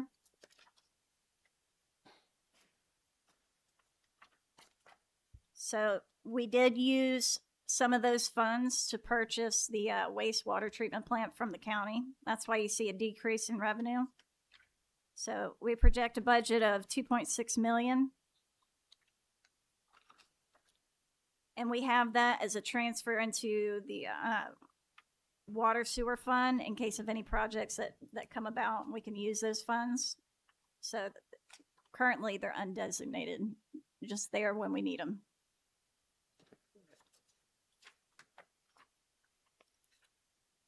And then we'll move on to the natural gas department with Mr. Brown. Thanks, Steve. Thank you. So the biggest thing in gas, two things really that we've done this year. We did decrease our overall capital. We took a couple projects out. But the two big things is we have participated in hedging programs. Y'all have heard a little bit about it throughout the year. We're prepaid buying gas now, where we were at about $6 a decatherm. We're down to about $3.20. Those are forecasted out for long term. So that's going to lock us in at that low rate, some of the lowest rates we've seen in years. Another very positive update is, and in this we've got 610 customer rebates, but our rebate program, which is where we go in and actually sell ourselves as a team and a business to our customers rather than them going electric, we keep them on the natural gas system. We used it for customer infill and retention. Our retention program is about 633 customers since the beginning of it. So that's 633 burners. That is an average life expectancy of 15 years. So though we have spent $212,000 in incentivizing those customers, our forecast will be futured out. So we're saving money on the purchase. We're making money on so we're running a very healthy business in the gas department, and we're keeping all of our projects in line. We have several capital projects that we are looking at expansion into neighborhoods where we can pick customers up. So we have a very healthy gas department. I would also, one other thing, non-budget related, but while I'm standing here, we did our annual audit with the Public Service Commission this year. This is our 10th year, 1 decade with 0 findings. So your natural gas department was 100% clean all the way through. So that's a big deal. Well done. Thank you. Any questions? Oh, we do have a question for you, Mr. Brown. Mr. Carter? Not a question, but again, you and your whole team at Utilities, gas, the pipes in, out, gas, liquid, all the stuff. I know you guys do a ton of stuff in-house. You're always finding creative ways to save money. Doing that and also passing those things with no issues. It's very impressive. It's great. That entire department and all the departments involved in that, you guys are killing it. Thank you. Well, I know I stand up here a lot and I speak as a representative of the utilities and the public works and everything, but I'm just going to tell you, I'm just the smallest piece of the pie. I am the guy that represents them, but these guys and gals that are behind me that work day in and day out are tireless in their jobs. They're thinking faster than I'm thinking sometimes. And when we're collaborating, we're meeting every week and talking about projects, talking about procedures. So it's really a group effort, a team effort. Your public works department, again, we're doing everything from sheetrock downstairs to concrete work to paving parking lots. I mean, we're moving as a team. This city is moving leaps and bounds under Mr. Rosenthal and Mr. Johnson's direction. I can say we're a very healthy place. Thank you. Thank you, Mr. Brown. Mr. Jernigan, you want to say something? Great council. And a excellent council, the greatest. My question to you, Steve, I'm sorry.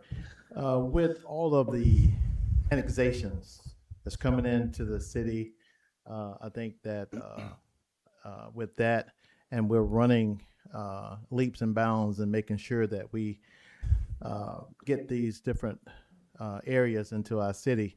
I must say that just listening to the folks talk about the city and what all we offer as far as utilities, you guys are doing a very, very good job. Thank you. I mean, I hear people say, "I wish I could annex into the city. I wish I could do this," because it is a very, very good operation that you guys are performing on a daily basis. So I appreciate that. And that looks good on the cover, and we do appreciate that. But from award-winning water to wastewater plants that are just knocking it out of the park, and then a distribution and collection department that literally works around the clock. They work nights, weekends. Those guys and gals are nonstop, cold, doesn't matter, to make sure the pipes keep flowing. It is an amazing organization. That's right. Ms. Young?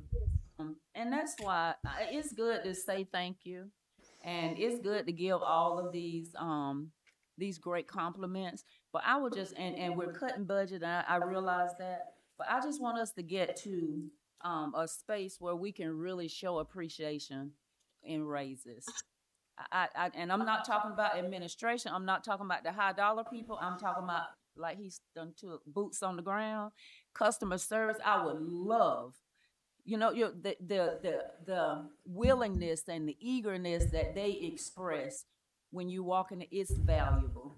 And I just would love to be able to give these employee raises. If I could share just real quick, just our customer service team, I've touched a little bit. They are underneath our utilities division. I shared this number with Mr. Rosenthal the other day. We did some math. Miss Billy Jo and I did. The average salary for your customer service department is around $43,000 a month. That's what you pay that's without benefits. But no, Yeah. $43,000 a month is more than that. So we've got $2 million a month is what they're handling. So they are busy. They are busy. The calls, and you get a monthly report. If you look through that monthly report, they're at the very bottom of it. But the math that they are creating is very impressive. With that being said, question, can you explain to me how their salaries are paid? So they're paid out of the utilities. Out of utilities. Yes, ma'am. That's the reason why they're up underneath utility division. Y'all hear that? Something to think about. You get it? Mm-hmm. Okay. Anything else? Huh? It sound like the council. No, but it just sounds like they're in a position where they can go up. They are. Yes. They're Yeah. in a position where they can go up, and I think we need to really consider that. Think about that. All right. All right. Thanks. Thanks, Steve. Thank you. All right, turn it back over to you, Miss Angie. So that actually concludes all the departments in the city. Okay. So I'll turn it over back to you, Mr. Mayor. All right, perfect. With it being turned back over to me, we already went through the grant program. We've gone through all of our. Is there anything that we need to revisit from last night or Michelle? Yes, I want to revisit Before we do public comment, I think. I'm sorry. Go for it. Sorry, Where'd the attorney go? I think he went to the restroom. And we also need to revisit public assistance. We never got final direction on that $200,000 that you wanted and some other things. Mr. Go- Mayor, go ahead, Mr. Maybe Brewer. take a brief recess, come back, and determine what we want to talk about before we Sure. finish up. Yeah. Yeah. 5 minutes.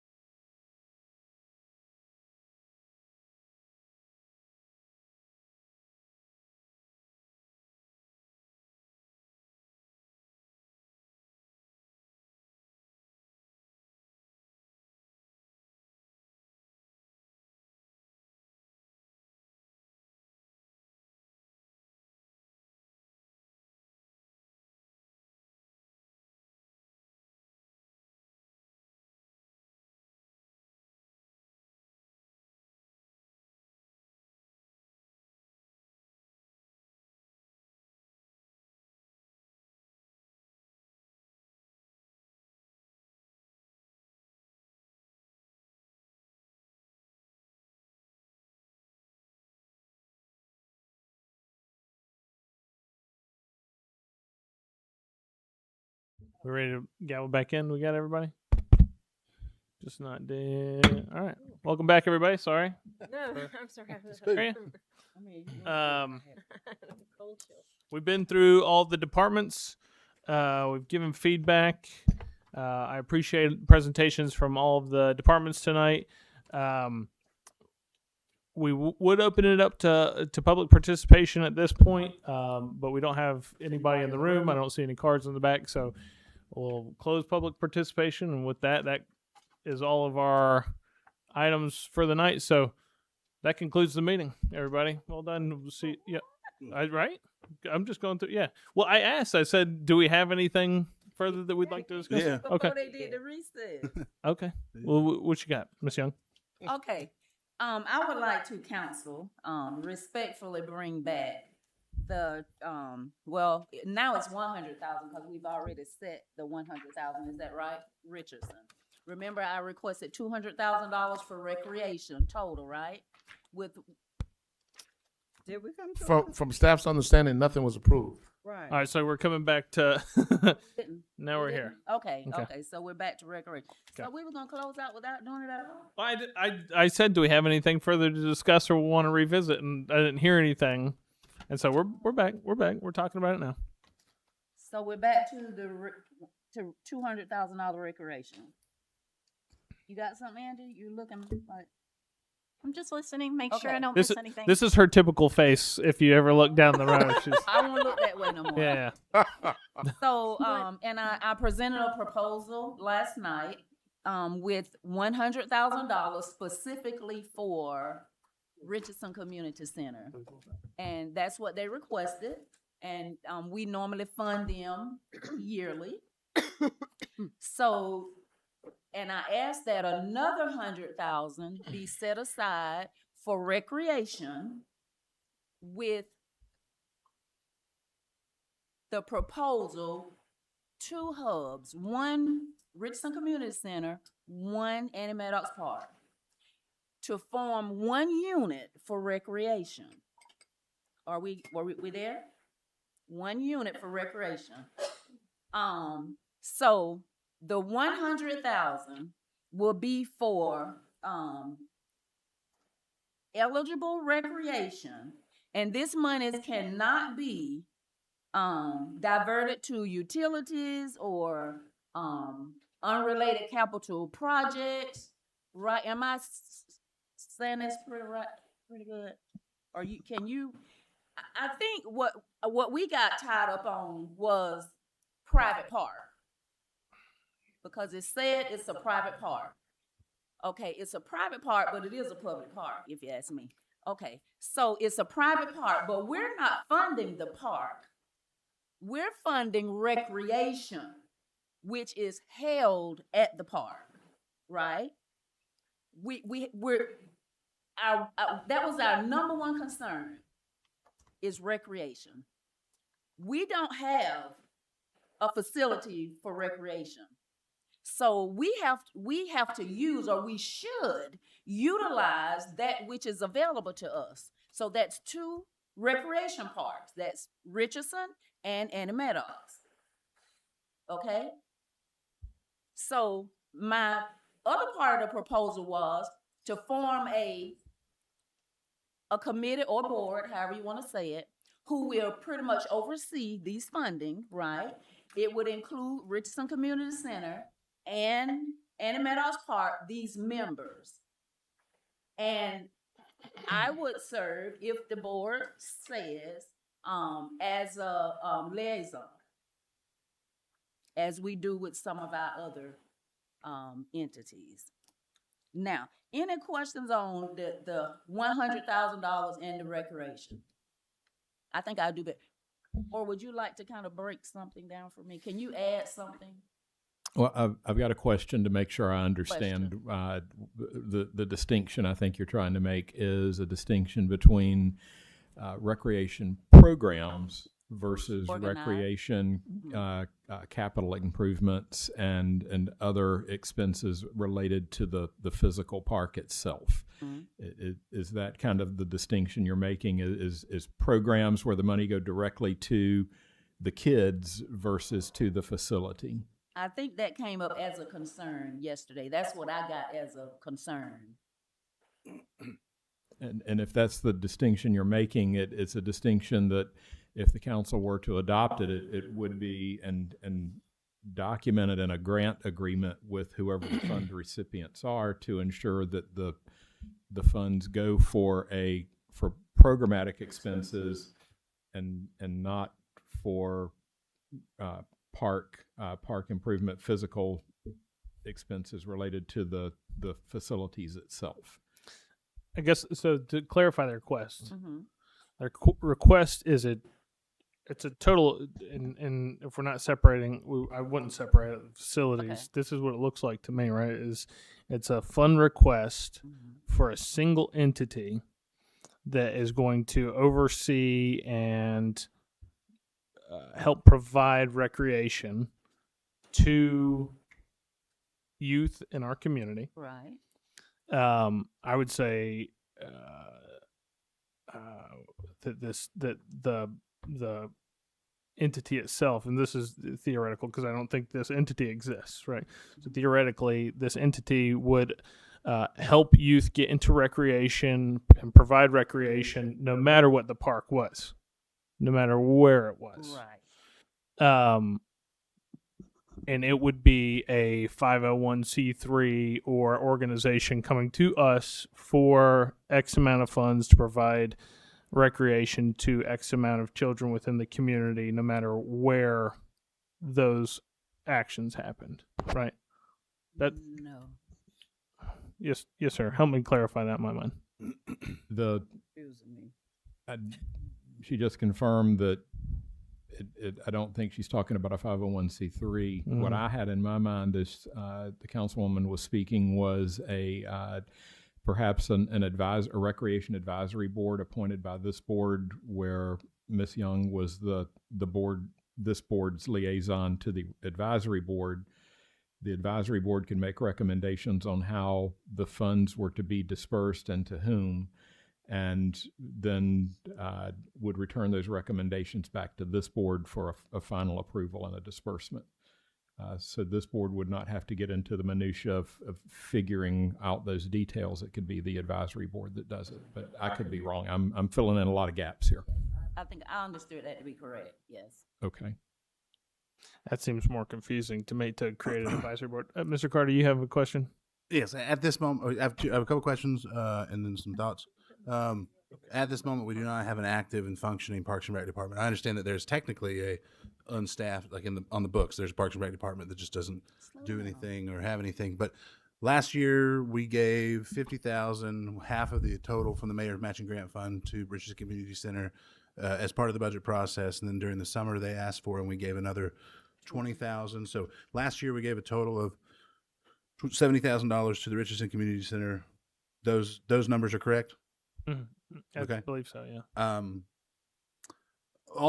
For me, all the stuff about the board and the committees and all of that stuff at this moment, because to be clear, in addition to those funds that we may or may not give to the Richardson Community Center, we have just agreed and are actively working on $1 million investment towards the park, including the splash pad, which is going to be there and existing to serve the youth of the community.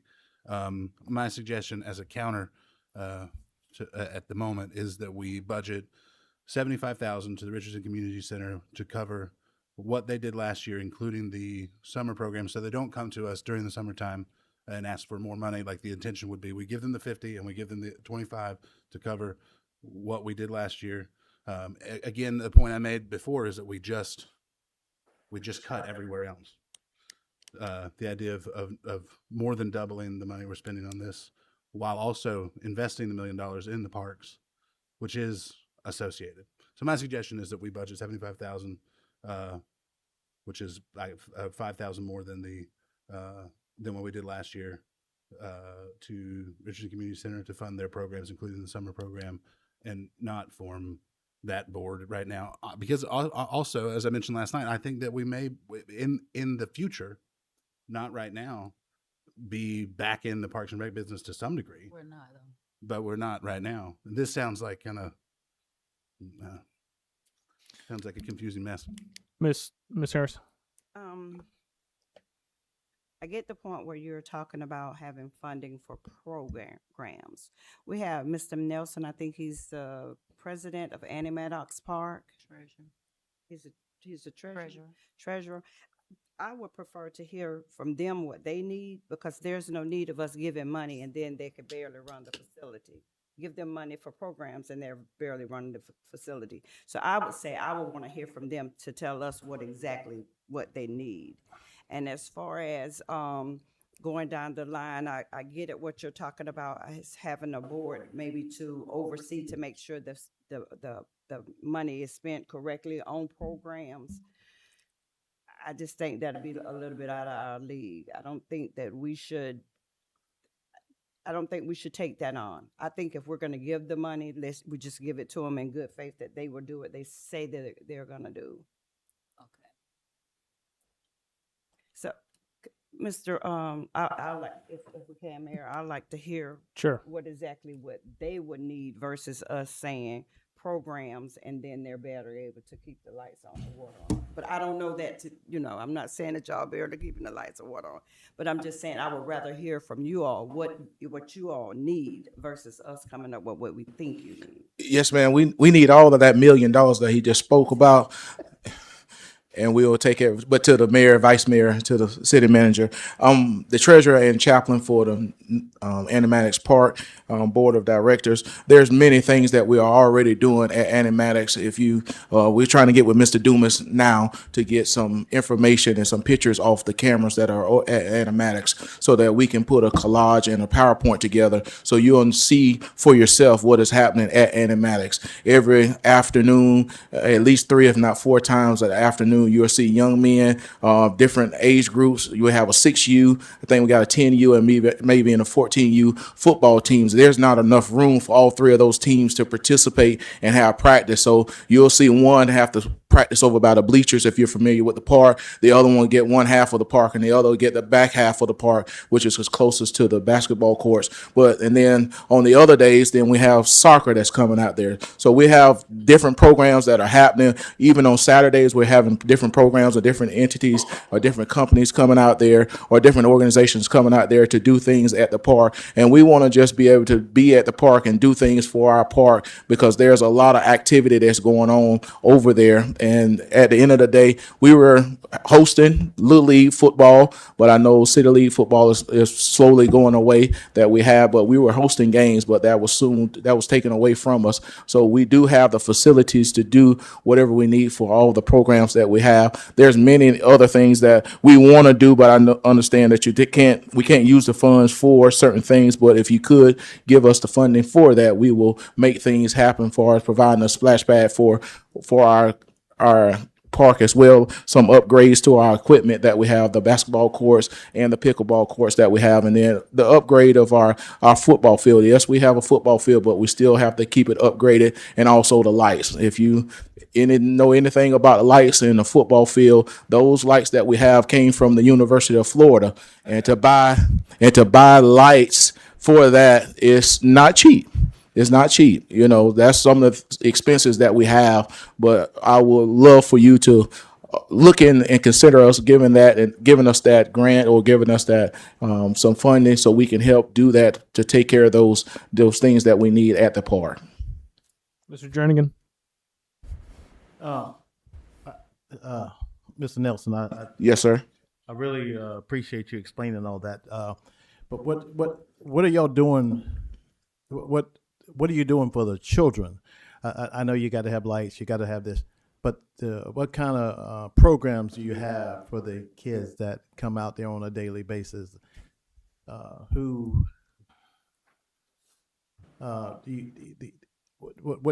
can we give them? For example, you go out to Richardson Community Center, and they have like a tutor. They may have basketball practice. I see in North Star behind there, they're going over lessons, help somebody with their homework, and what kind of programs can we can we do for you to help or assist in that area? Yeah, I don't think we can do anything about your lights. I don't know. Again, I don't know. Yes, sir. Your lights and helping out with the tennis courts or basketball courts. I don't think we could do anything about that. I think that the city, I want to say, correct me if I'm wrong, Johnson, D. Johnson. I think the city put in new basketball courts. They put in new lighting. Help me understand. What all did we do over there? Mr. Johnson? Yeah. A couple of years ago, yes, we did resurface the tennis courts. We replaced the lights, resurfaced the basketball courts, goals. We added water fountains. Yes. Tables. I want to say trash cans. And also added cameras. I want to say in that same resolution. Yes. So we're doing things, but what about the children? What do we have for them? Go ahead, sir. Oh, okay. NIBLAC just opened and now they're receiving their 21st century funds from the county. So whatever children that are not being serviced at NIBLAC, those are the children that we will service as well. So we will have a tutoring program and have tutors available for those children that can be tutored, because if they're not being at NIBLAC, they will be at Richardson. And so we're trying to get the ones that normally will be on that side of the tracks, by the tracks that normally would go to Melrose, but now they're getting zoned either for NIBLAC or Eastside, so they need somewhere to go. So we want to be that hub to make sure that those Melrose students are taken care of. And you and what you're telling me is, I know you're the preacher, and transparency will be there, and you keep the books and all this good stuff. Whatever you need, I'll provide for you by nightfall. I'm a firm believer of making sure whatever dime you give me, I'm gonna spend that dime and show you where I spent it. Ms. Young? So organized programs, that's exactly what I'm trying to shoot for here. Richardson Community Center, it's limited how much space we can use there. For instance, as I said last night, summer camp. They can only accept so many youth in summer camp, which it's the limit. I think what we do, 50, you know how many more we can actually serve in summer camp? 50 doesn't even knock the courts off. There are so many more that we need to service. So we'll have 2 different recreation areas for these young people. We need recreation. It's very important. And the truth of the matter is, this is not even about the north of the tracks. This is about the community, young people. If you go out there probably right now, as I said before, you go out there now, you're going to see children, you're going to see youth, you're going to see teams, recreation. And we want to see organized recreation just as we see sports going on out there now. It's desperately needed. That's why I'm requesting these funds for organized programs, not just sports. So, Mr. Nelson, if you was to give the city a number and you have certain programs that you would like to run, but you don't have the funding, what would that number look like? You want me to be honest or you be sarcastic? Hey. I was just say 250,000, but I know that's not possible. But if the board would consider at least 100,000 and just give it to us in quarters, that would be great. And after the first quarter, we get a report showing what has happened within that quarter. And then that will determine whether they're funded the next quarter. Do animatics have a full staffing like Richardson, or does not? What's considered a full staff? What you consider a full staff? Like Richardson, you go out there, you'll have a secretary, you'll have Chris Carradine, you'll have people that's in the back that's running different programs or what have you. No, ma'am, we don't have a full staff like that. No, ma'am. So the $100,000 will be just covering it. Be covering the afternoon tutoring program. $100,000 for afternoon tutoring. And for the summer, you got to include the summer. Richardson doesn't have full staff. That's summer program. That's Mr. summer Carter. program. Staff. Full staff is a very subjective term. You could mean whatever you want it to mean. How are you guys? How are you guys currently funded? Is it just donations? Just donations and whatever rentals that we have. The different sports and things that take place there at the moment. How are they organized? They're organized by their individual coaches. They come to a board meeting. They discuss what they're trying to do, what times they want to practice, and things of that nature. So if we need to turn on the lights for them, we can turn on the lights for them. So they just come and meet with us. We don't ask for anything, but we do ask them to give a donation if they can after they take care of what they need to take care of as far as their fees are concerned. Okay, so they have like a coach, and there's quite a few teams. I'm assuming the coach comes. Yes, each team has at least 4 coaches. Right. And so each one of those representatives from each one of those teams come and talk with us, when I say us, the board, and tell us, oh, we want to have practice here on Monday, Wednesday, and Friday from 5 to 7. And those Is that coaches possible? kind of they manage their own teams. They think like things like money for the uniforms for the kids. Yes. Is there an organization outside of you guys that is the management of a league of some kind or something like that? They're part of a league. They're part of a league, and we're trying to get a league there at Animatics because we have several teams, so we're trying to get it to the point that we can manage and have our own league of 4 teams, maybe 4 teams of 8U, 10U, 12U, or maybe in 14U. What is $250,000?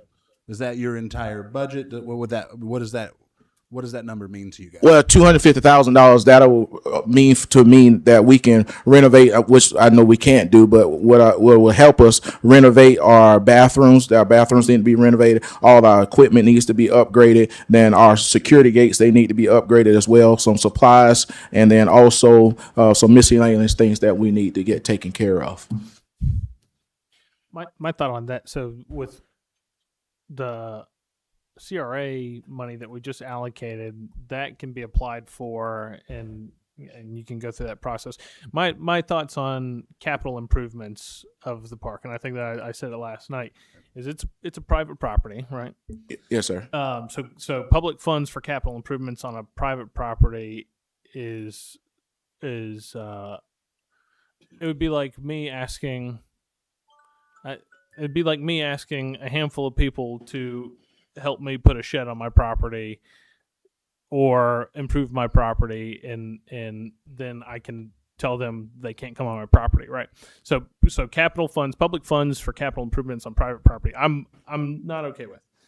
I am okay with providing recreation for youth. So if there was, and this is kind of what I was alluding to, if there was an organization that was providing the leagues, regardless of whether it was at Richardson or at Animatics, that is an easier thing, in my opinion, for the city to put funds toward to ensure that those, and then they pay rents to whoever they're dealing those leagues at, and those arrangements are dealt from that organization.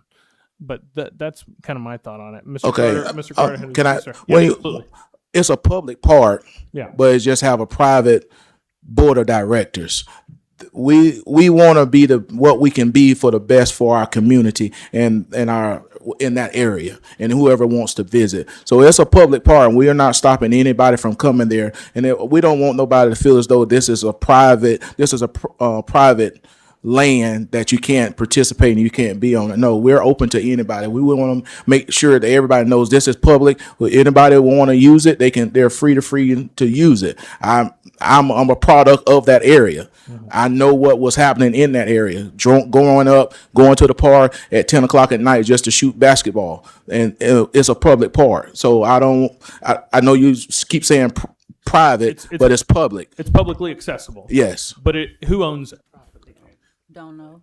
Don't know. She donated the land, and if I had to make a wager, and I'm not a betting man, I would say New Mount Pisgah AME Church, because she was a member of that church. So she was a member of that church, and she donated that land where we are because it's named after her, Animatics. So if I had to make a guess, it would probably be somebody that's in that church, and New Mount Pisgah AME Church.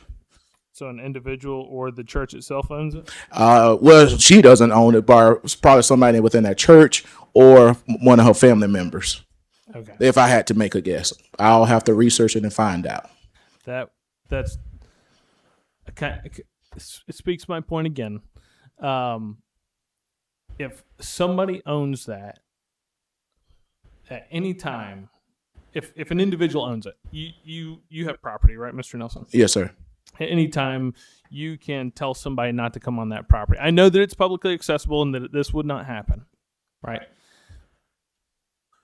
And it hasn't happened, but it could happen. If someone owns that property and it's not public, they can be trespassed, or that park can be closed to the public at any given time. It's the lay of the law. Chief, am I wrong on this? Or Mr. Martin? A private landowner can always exclude people from their privately owned land. However, the very public activities that happen at that park are great. They're great activities. Again, I think you have to differentiate between the locations and what the purpose of the funds are. The purpose of the funds to provide recreation for youth is more acceptable to me than providing it to the places. But I'm gonna stop diatribing. We do have an order, Mr. Carter, and then Ms. Young. That was the order that I saw. Yeah, Mr. Carter. A couple quick questions. Last night, whenever the folks from Richardson Community Center were here talking, do I remember correctly that they said that sometimes they use animatics for some of the stuff, like when they don't have enough room or overflow or something like that? So I guess part of my question there would be, is not funding them to some degree allowing they can use whatever space if they wanted to use the softball fields over here, if they wanted to use Animatics Park or what have you, they can funding that organization, which is already organizing programs, can use whatever space they want to. So if we give them money for these programs, whatever programs they're doing, it's not up to us where they host it, whether they host it at the Richardson Community Center or Animatics Park or softball fields, what have you. So I'm still not seeing at this juncture the need for the other structure. Also, yeah, to be clear, like as long as it is, it's as public as a Walmart is, and that they want everyone to walk in there, but they can certainly tell you not to. So it's not a gray area, right? It's just privately owned. Although, did I understand? We don't know who owns the park. Is that some kind of mystery? It was donated. It was the land was donated by her. To who? So to the board, I will assume the board, but I'll have to research it. I'm not 100% sure, so I want to say yes or no on that. I think we're getting Miss Young, you I don't know if you're aware, but the city, we already have a lease agreement with Animators Park. License agreement, I'm sorry. We already have a license agreement with Animators Park. So what's the difference? What does that look like? What is that? What does it look like? Yeah, what is it? What License is that? for what? Yeah. We weren't here when you all did the agreement. He just informed me the board owns it. What now? The board. The board. Board owns it? Okay. Yeah. Okay. Sort of like Richardson Jr. No, because that's publicly owned. Yes, sir, Mr. Martin. Thank you, Mr. Mayor. Mr. Thomason. Speak into the microphone, please. We pay for it. Just to clarify, is that off of the property appraiser's website? Okay. Just to set expectations, the property appraiser's property ownership records are solely for the purpose of trying to assess property for taxes. It's really not a definitive record of who owns it. So, but as to Ms. Young's point, and I haven't seen it, but she indicated there is some kind of agreement between the city and and someone for the use of that park. But I haven't gotten to see that. I'd like to see that one day, if you don't mind. Me too. I didn't know. There's a license agreement for the things that we put in that park, the cameras and things like that. I don't know of any other use agreement. But is there a public? Does it make it? Yeah. What does that mean? Like what? Because you can license certain things, but what does that license provide for the? What does it make it a public park? No. We'll have to, we can pull that C and bring that before the board. Well, I found it on Chat GPT. But anyway, so we provide lighting, we provide security in a part that we cannot provide organized recreation. Make it make sense. Do you have a question about that? Oh, no, I'm good, man. Do we provide lighting and all that? I know that we provided cameras and we've provided capital When you said lighting, improvements before. we installed the lights. Yeah, okay. Far as maintenance of the lights, we don't do. Okay. Yeah, we pay that bill, FPL. Yeah. Yeah.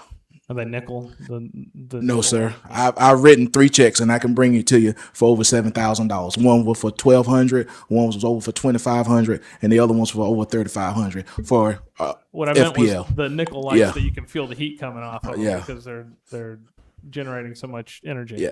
A question, Mr. Carter alluded to this. I know it's 8:00. We did say hard stop at 8:00, so we do have an overflow for tomorrow night. But do we want to continue tonight, or do we want to work into our overflow tomorrow? Let's overflow to tomorrow. This conversation. Well, I would just say, Mr. Mayor, from my point of view, as short as I think this conversation could be, I don't. It doesn't seem like it's gonna be. Yeah. So Tomorrow night. Okay. I guess, really, I would. That we could determine how short the board wants the conversation to be now. I expressed earlier what I think we ought to do this year. And we all agreed. Did four of the 5 of us agree with that assertion? Agreed to what? Make it. What's that assertion, Mr. Carter? The assertion is that we fund Richardson Community Center for $75,000. Oh, wait. That was the no. thing I said earlier. Oh, no, we didn't come to an agreement on I'm that. asking. That's all I'm saying. No.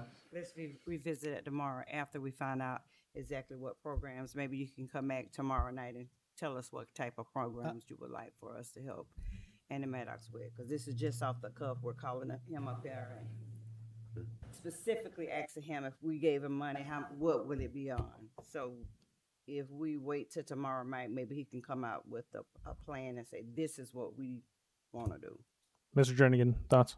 I like Mr. Carter's idea with the 75,000, and if we want to move forward with anything else, tomorrow night will be the ideal time, provided that you don't have something going on tomorrow night. So I do, but I'll come. I thought about that too. Yes, sir. We have open house, but I'll come if I need to be here. How you switch like that? What did I switch on? It'll be 5 p.m. Well, this will be our only item. $5,000. But hold on. This will be our only item for tomorrow night. Oh, all right. So it'll be 5 p.m. We'll start. Okay, perfect. That'd be perfect. Where was I at on the? I didn't switch. I don't think, Miss Young. Please help me understand. You what? She said I switched on the way off from the 1,100. Say $75,000 for Richardson. No, he said it. I agree with it. Duh. Okay. Okay, let's go home. My thought would actually be to give Richardson the $50,000 out of the mayor's matching grant plus another $50,000 and have it as $100,000 to Richardson Community Center. And that way, if they wanted to do, and their agreements could be with Annie Maddox, right? Because as alluded to, they already use that facility, all of that stuff. But No, so that was my thought. They'll be living under the mercy of whether Richardson want to give them some money. It should be collaborative. But that's the But it thing. hasn't been collaborative. It hasn't been collaborative. It's been separate. So we need to have our own funds, and they have their funds. All right, we'll see everybody tomorrow night then. Thank you so much.